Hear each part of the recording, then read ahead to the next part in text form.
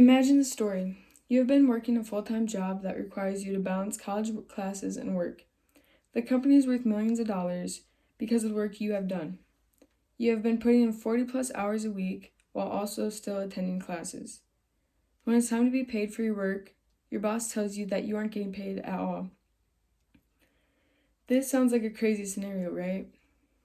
Believe it or not, this is the situation that college athletes face across the nation. They are asked to balance all of their schoolwork on top of having to work out, train, go to practices, attend meetings, and travel to all their different games. They are bringing in tons of money for the university, but aren't getting any of the payment in return. I think athletes deserve to get paid for all the hard work they put in. They bring in a lot of revenue for the university and never get a dollar of it. First, I want to talk about how much money college athletes actually generate. Each sporting event brings in a large amount of money that doesn't even account for the money different commercials and advertising accumulate. According to murphysenate.gov, college sports programs have collected a total of $14 billion of revenue. The NCAA tournament brings in about $1.2 billion alone. The average football bowl subdivision, which is any Division I school that has a football team, makes more revenue from football, which is like $31.9 million, than it does from any of the other 35 sports combined. These stats show that even though these athletes are a key part of making millions of dollars a year, they never get paid any of it. This money gets used for facilities, coaches, and equipment instead. The next point I want to talk about is how athletes are taken advantage of in many different ways, especially by the NCAA. To begin, they are essentially used as walking billboards for different companies and brands. Colleges are often sponsored by certain brands, and the athletes are expected to wear clothing of that brand to help advertise. Also, at one point, the NCAA used players in video games to make profits.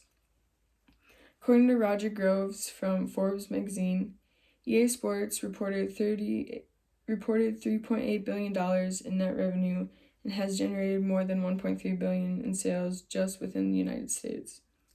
You could compare this with filming a television show but not paying any of the actors that were part of the show.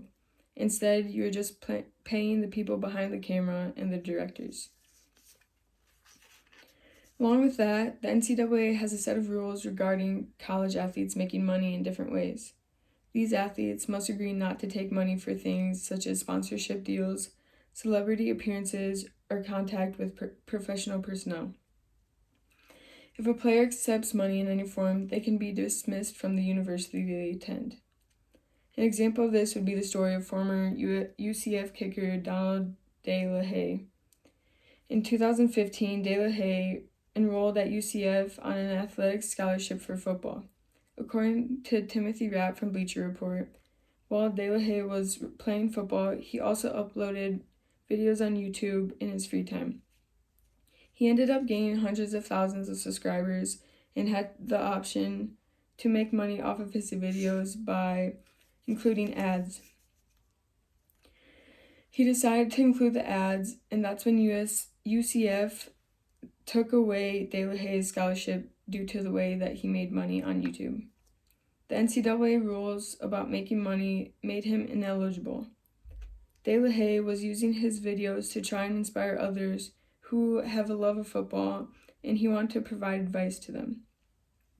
He wanted to use the income he received to help his family, but the rules regarding money put a stop to that. Overall, college athletes should be paid for the hard work that they put in. It isn't right or ethical to keep that money away from them because they have put so much time and effort into the sports that they play. In the end, the fans don't pay to watch the coaches and broadcasters. They pay to watch the athletes that are competing